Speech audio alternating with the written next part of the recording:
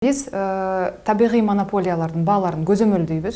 Табигый монополиялар дегенде бул жанагы аэропорт Манас деп коебуз. Кыргыз аэронавигация, Кыргыз почтасы, ушул табигый монополияга кирген субъекттердин баасын көзөмөлдөгөнгө укугубуз бар. Экинчиси бул акы төлөнүүчү кызматтар, мамлекеттик акы төлөнүүчү кызматтар деп коебуз. Ошол боюнча биздин кызматыбыз менен бул баалар макулдашылат. Үчүнчүдөн экономика министрлигинин чечими менен баа койгонго, баа көзөмөлдөгөнгө укугубуз бар. Ушул 3 нерсе менен көзөмөлдөгөнгө укугубуз бар да, 3 жолу менен көзөмөлдөгөнгө. Мына айтып кетсек, башка жана социалдык жактан маанилүү товарлар деп коебуз да.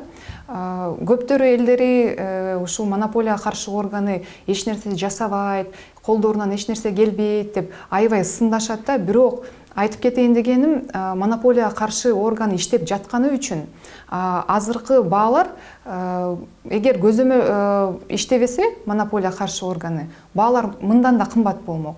Ушул монополияга каршы орган тарабынан күнүнө жана соода түйүндөрүн, өндүрүүчүлөрдү, камсыздоочуларды деп коебуз, поставщики.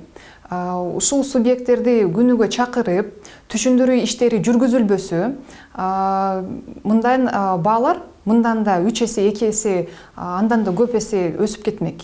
Азыр кармалып турган баа ушул? Бул азыр кармалып турган баа, ушул күч аракеттери менен кармалып турган баалар десем болот да.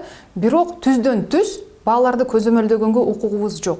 Дагы бир жолу айтайын дегеним, жана социалдык жактан маанилүү товарлар боюнча 242 токтом менен социалдык жактан маанилүү товарлардын тизмеси бекитилген. 25 позициядан турат. Жана ошо токтомго ылайык экономика министрлиги биз айтып коебуз, ыйгарым